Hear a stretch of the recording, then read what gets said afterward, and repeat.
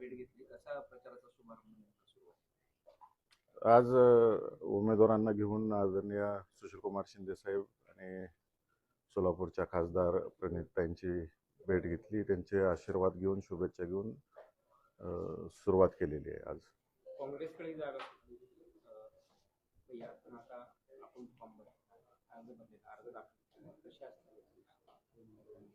महाविकास आघाडी म्हणून आम्ही लढणार आहोत. महाविकास आघाडीचे सर्व घटक पक्षांना घेऊन पुढे जाणार आहोत. भैया, खरं तर ही निवडणूक जी आहे ती बिनविरोध करण्याचं आवाहन पालकमंत्र्यांनी केलेलं होतं. नंतर ते राजकीय सुद्धा झाल्या. काँग्रेसचा अर्ज जो आहे तो बाद झाला. कुठेतरी निवडणूक लादली गेली असे देखील प्रतिक्रिया भाजपच्या नेत्यांनी दिलेली आहे. काय नक्की आपली भूमिका आहे? एक तर पहिली गोष्ट लोकशाही आहे. लोकशाहीमध्ये सर्वांना उभा राहण्याचा अधिकार आहे. आणि आव्हानं फक्त टी व्हीवरच बघितली आम्ही. आव्हानं विकास या सगळ्या गोष्टी असतील तर समक्ष भेटणं असतं, चर्चा असते आणि त्यातून माणसं पुढे जातात. या कोणत्याही गोष्टी घडलेल्या नाहीत. टी व्ही माध्यम, प्रिंट मीडिया या गोष्टीतूनच आम्ही सर्व या गोष्टी पाहिलेल्या आहेत. प्रत्यक्षात कुठल्या गोष्टी झालेल्या नाही आहेत. झाल्या असत्या तर नक्की विचार पुढे गेला असता, काहीतरी झालं असतं. अशा कोणत्याही घटना घडलेल्या नाहीत. आणि मी माझ्या पक्षाचे राष्ट्रीय अध्यक्ष आदरणीय शरदचंद्रजी पवार साहेबांनी जो आदेश दिला तो शेवटच्या क्षणाला मी मान्य केलेला आहे. खरं तर भाजपच्या नेत्यांनी अशी देखील टीका केलेली की काही निम्नसंतोषी लोकांनी ही निवडणूक लादलेली आहे. कारण अनेकांनी अर्ज मागे घेतले होते, मात्र ऐनवेळी एक अर्ज राहिला. तेव्हा कुठेतरी नाव न घेता टीका केली. मी माझ्या राष्ट्रीय नेते शरदचंद्रजी पवार साहेबांचा जो आदेश आहे, त्यांनी आदेश दिला की इलेक्शन बिनविरोध होता कामा नये. पुरोगामी विचार हा टिकला पाहिजे आणि ते विचार टिकण्याच्या दृष्टिकोनातून तुम्ही इलेक्शन लढलं पाहिजे. जय हो पराजय हो हा नंतरचा गोष्ट आहे. इलेक्शन लढला पाहिजे आणि पुरोगामी विचार समाजामध्ये गेला पाहिजे. त्या दृष्टिकोनातून तुम्ही लढा. माझ्या नेत्यांचा आदेश आला तो मी पाळला.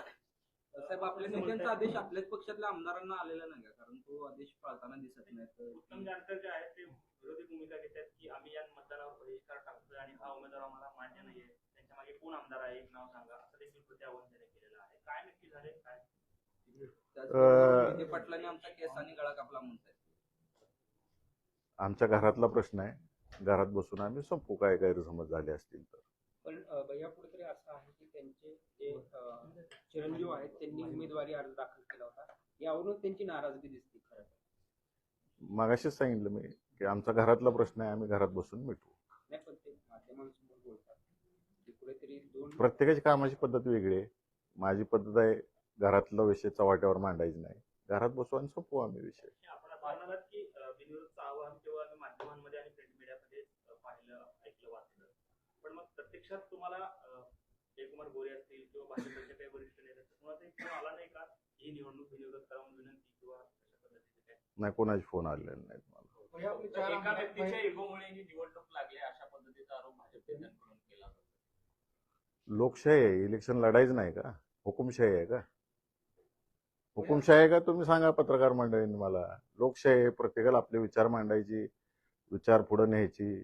माझ्या पार्टीचा विचार पुढे न्यायचा आहे, मला महाविकास आघाडीचा विचार पुढे न्यायचा आहे. मग त्यातून कोण लढायला अंतिम तयार झालं, कोण कोण माघार घेतलं, सगळं दुनियाने बघितलेलं आहे. भैया, काँग्रेसचा अर्ज बाद झाल्यानंतर तुमची बैठक झाली. त्या बैठकीत वसंत देशमुखांचं नाव एक फायनल झालं अशी चर्चा आहे. त्यावेळेस उत्तम जानकर असतील, अभिजित पाटील असतील किंवा तुमचे दोन अजून आमदार आहेत, त्यांना विश्वासात घेतलं नाही असं दिसून येतं. सगळ्यांशी चर्चा करून सगळ्या गोष्टी झालेल्या आहेत. जो घरातला विषय तो आम्ही घरात संपवू. 4 आमदार आहेत. राजू खरे असतील, अभिजित पाटील असतील, नारायण आबा असतील, स्वतः उत्तम जानकर असतील. उत्तम जानकर म्हणतात आम्ही 4ही नाराज आहोत कारण वसंत देशमुख यांच्या उमेदवारीवर ते नाराज आहेत. आता त्या प्रश्नाचं मी 4 वेळा उत्तर देऊन झाले तुम्हाला. आमच्या घरातला विषय आम्ही घरात बसून संपवू. महाविकास आघाडीचे समर्थक असलेले पक्ष म्हणून किमान नारायण आबा आधीच फॉर्म भरताना सोबत आलेले होते. धनंजय डिकोळे अर्ज माघारी घेताना भाजपच्या नेत्यांसोबत गाडीमध्ये आले. शेकापचे आमदार देखील त्यांच्यासोबत कायम सोबत दिसत आहेत. राजू खरे शिंदेसेनेच्या याच्यामध्ये दिसत आहेत. कुठेतरी महाविकास आघाडी म्हणून लढत असताना महाविकास आघाडीचे हे सगळे नेते आधीपासूनच महायुतीच्या समर्थकांमध्ये भूमिका दिसते. त्यामुळे ही ताकद महाविकास आघाडीची कुठं तुटली आहे दिसायला असं वाटतं तुम्हाला? मी या मतदारसंघातील 616 मतदार आहेत. 616 मतदारांची जी इच्छा होती ती परिपूर्ण करण्यासाठी आणि माझ्या नेत्याच्या आदेशाप्रमाणे मी वागतोय. सर काल पालकमंत्री असं म्हणाले की 616 मध्ये 16 मतं तरी मोहिते पाटलांना पडतात. या प्रश्नाची वाट बघत होतो मी. ठीक आहे. म्हणजे 16 काय परत एकदा सांगा. 616 पैकी 16 मतं तरी विरोधकांना पडतील का? त्यांच्याकडे तेवढी मतं आहेत का असं त्यांचा सवाल. मी आज 16 मतापासून सुरुवात करतोय. त्यांनी सांगितलं 16 मत आहेत माझ्याकडे, मी 16 मतांपासून सुरुवात करतोय. विरोधकांना भैया अर्ज माघार घेण्यासाठी काही मुख्यमंत्र्यांकडून आपल्याशी संपर्क झाला का? फोन वगैरे आला होता का? मला नाही फोन कोणाला. भैया पंढरपूर विधान परिषदेची निवडणूक लागली तेव्हापासून पंढरपूर चर्चेत आहे. त्या निवडणुकीत निकालापर्यंत पंढरपूर गेम चेंजर ठरणार का महाविकास आघाडीत? तुम्ही शोध लावायचा पत्रकार काल मंडळी. देशमुख साहेबांनी देखील परिचारकांच्या कारखान्यावरती म्हणजे गाठी दिलेली आहे. नेमकं काय आहे राजकीय समीकरण कसं चालू आहे? परिचारकांची नाराजी दिसून येते. एक तर वसंत नाना देशमुख साहेब हे पूर्वीपासून आदरणीय विजयसिंह मोहिते पाटील साहेब आणि सुधाकर पंत परिचारक साहेब यांच्या नेतृत्वाखाली तयार झालेले आहेत. आणि काल त्यांनी विजयसिंह मोहिते पाटील साहेबांचे आशीर्वाद घेतले आणि ज्या कारखान्यावर त्यांनी व्हाईस चेअरमन म्हणून काम केलेलं आहे, संचालक म्हणून आहेत, सभासद आहेत आणि पंतांचा त्यांना कायम सहकार्य राहिलेलं आहे त्यांच्या राजकीय जडणघडणीमध्ये. म्हणून ते पंतांचा आशीर्वाद घेण्यासाठी कारखान्याच्या स्मृतीस्थळावरती गेले आणि ह्यात काही चुकीचं नाही आहे. का जाऊ नये? ज्यांनी घडवलं त्यांचे उपकार विसरायचे नाहीत. भैया कुठेतरी आपण पाहतोय 616 पैकी महायुतीकडे चांगलं बहुमत आहे. अशा पद्धतीची ही निवडणूक लढणार आहे. मी मागाशीच सांगितलं तुम्हाला की पुरोगामी विचार हा समाजामध्ये राहिला पाहिजे. हुकुमशाही पद्धतीनं काही कुठल्या गोष्टी चालल्या नाहीत पाहिजे. माझ्या नेत्यांनी आदेश दिला तो मी पाळलेला आहे. नेत्यांच्या आदेशाप्रमाणे पुढे जाऊ आम्ही. वसंत देशमुख यांच्या मागे जे आहे त्यांची ताकद आता राहिलेली नाहीये. त्यामुळे त्यांनी किती ताकद लावली तरी त्याचा निकाल ज्या दिवशी असेल त्या दिवशी स्पष्ट होईल. मी इलेक्शन लढतोय, बघूया पुढं काय काय होतंय ते. आणि मी सांगितलं तुम्हाला मी 16 मतापासून सुरुवात करतोय.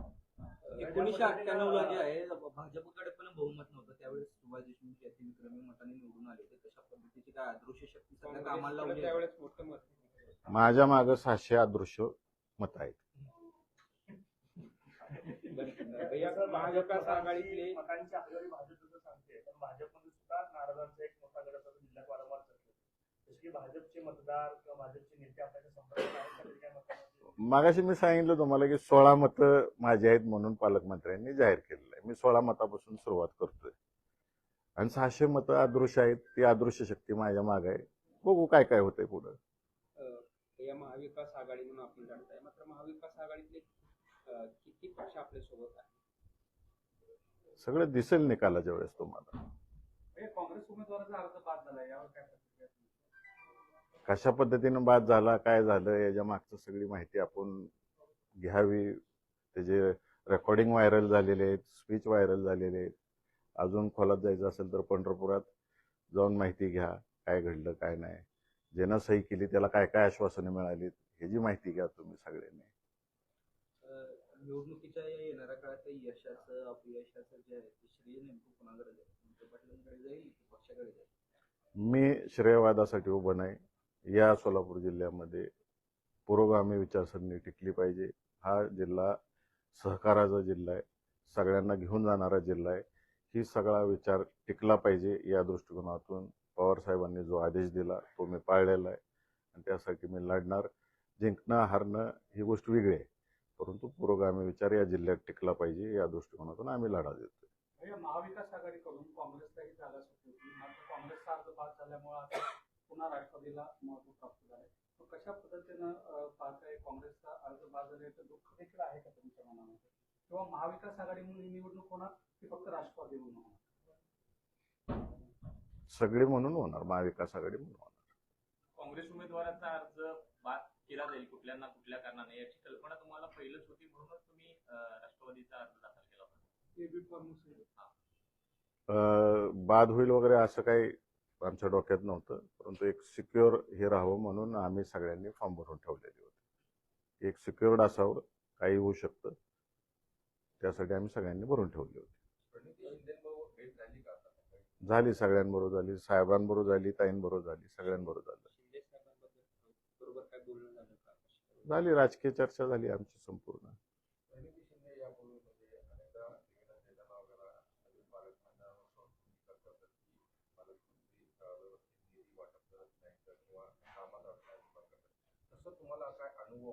आहेत, सगळ्यांनाच अनुभव आहेत.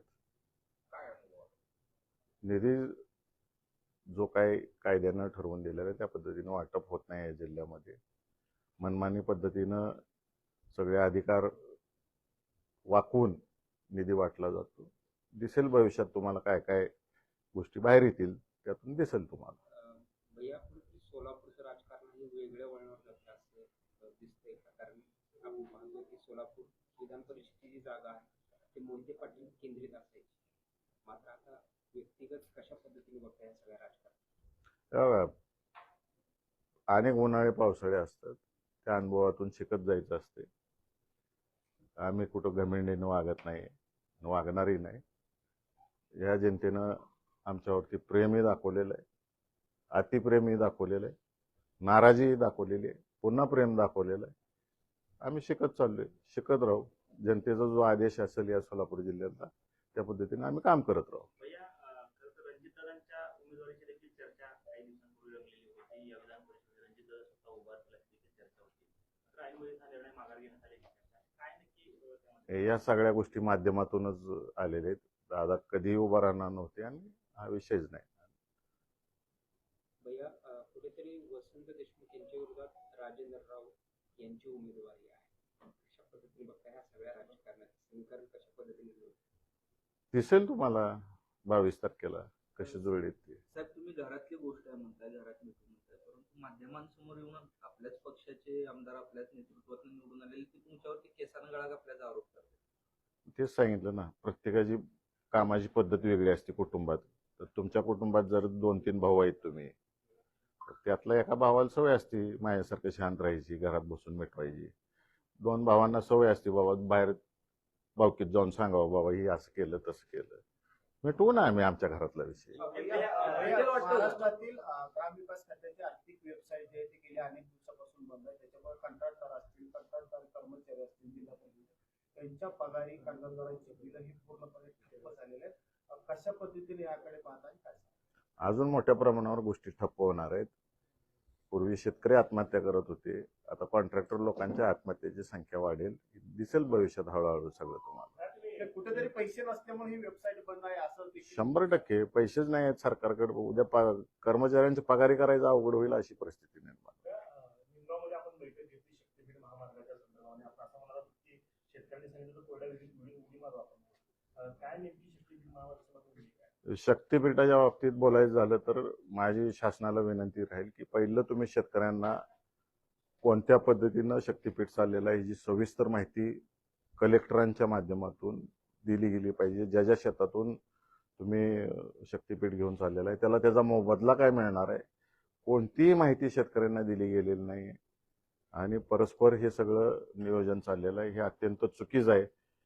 विकासात कोणाचाही सरकार असतो, कुणी आडवं यायचा विषय येत नाही. तर विकास करत असताना शेतकरी देशोधडीला न लागता त्याचं कल्याण होईल या दृष्टिकोनातून सरकारने बघितलं पाहिजे. शक्तीपीठ महामार्गामध्ये मी सोलापूर जिल्ह्यातील माढा लोकसभा मतदारसंघातील एक ना एक गावात गेलो आणि शेतकरी जे बाधित झालेले आहेत त्या प्रत्येकाशी मी चर्चा पर्सनली केलेली आहे. प्रत्येकाबरोबर वेळ घालवलेला आहे तिथं आणि त्यांच्याकडून समजून घेऊन मग या लढ्यात मी उतरलेलो आहे आणि मी शेतकऱ्यांबरोबर राहणार आहे. या शेतकऱ्यांवरती अन्याय होतोय. सगळं माळशिरस तालुक्यातलं निमगाव सारखं गाव आहे. निमगाव मध्ये जी लोक आहेत पूर्वीच तिथं तळ झालेलं आहे आणि त्यामुळं त्यांचं पुनर्वसन त्याच गावात झालं होतं. पूर्ण माळरान असलेलं आहे. जमिनी होत्या त्या लोकांनी करोडो रुपये खर्चून डेव्हलपमेंट केलेले आहेत आणि पुन्हा आता रस्त्यासाठी शेती घालवायची म्हणजे ते उद्ध्वस्तच होणार आहेत शेतकरी. आणि रेडी रेकनरच्या दराने गव्हर्नमेंट देईल 5 पट, आज ऐकतोय आम्ही 5 पट देणार आहे अधिकाऱ्यांशी संवाद साधल्यानंतर. जर रेडी रेकनर रेटच कमी आहे तिथं आणि पड जमीन उल्लेख उतार्यावरती आहे, म्हणजे तुटपुंजी रक्कम ही शेतकऱ्यांना मिळणार आहे. माढा तालुक्यात बघायला गेलं तर सगळा भाग हा सीना माढा उपसा सिंचन योजनेच्या माध्यमातून बागायत झालेला आहे.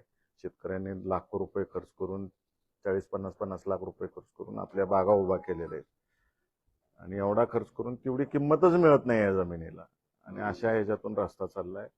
तर हे अत्यंत चुकीचं आहे. आम्ही शेतकऱ्यांबरोबर राहणार. करकमची जर अवस्था बघितली तुम्ही, आमच्या मुलाखती घेण्यापेक्षा या शेतकऱ्यांच्या मुलाखती घ्या, त्यांच्या फील्डवर जावा, त्यांची अवस्था काय ही माध्यमांनी बघावी अशी माझी विनंती राहील. मग तुम्हाला गांभीर्य समजून येईल. आणि ज्या भागात लोकांची इच्छा आहे सांगोल्यासारख्या की आमच्या भागातून जावा रस्ता, तिथून न्यायला पाहिजे.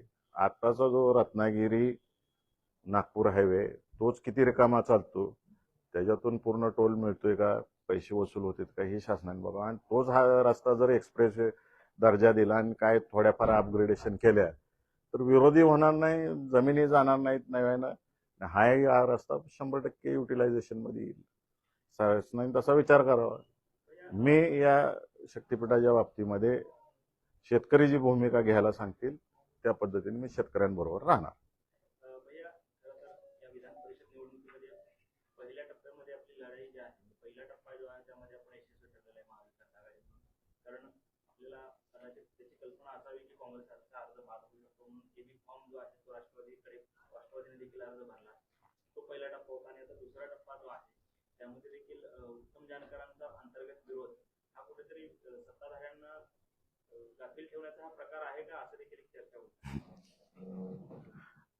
आमचा घरातला विषय आम्ही घरात संपवू.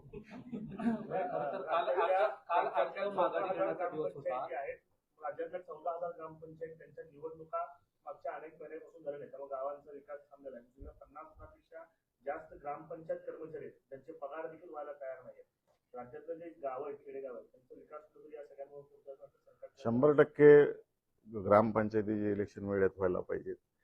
नाहीतर गेले 5-6 वर्ष आपण बघितलेल्या इलेक्शन थांबल्यामुळं मोठ्या प्रमाणावरती अधिकारी वर्गाने कसा भ्रष्टाचार यात केलेला आहे.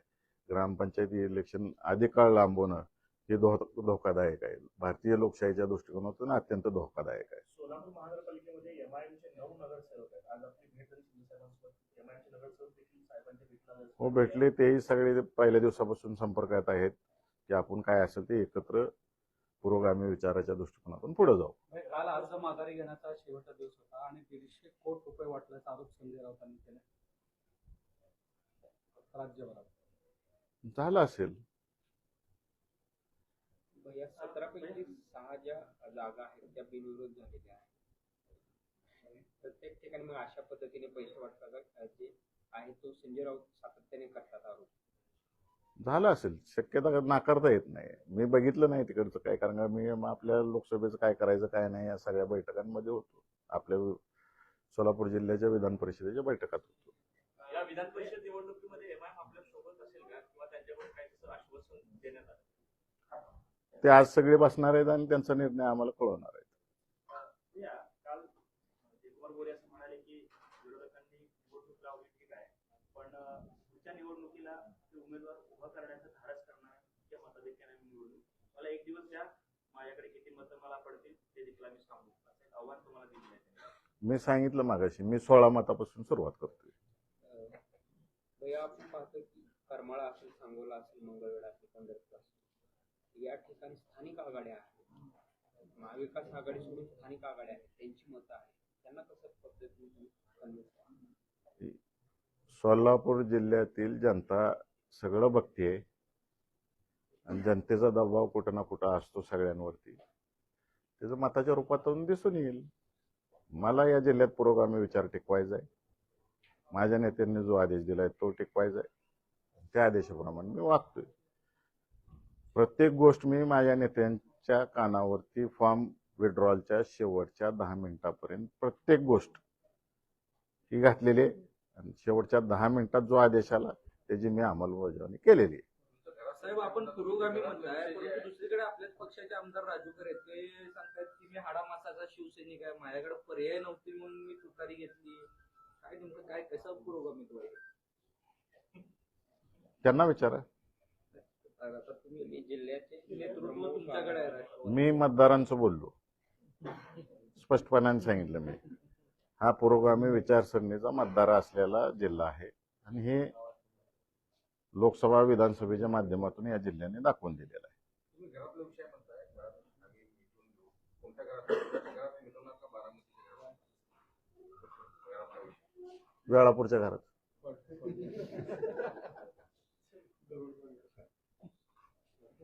ओके.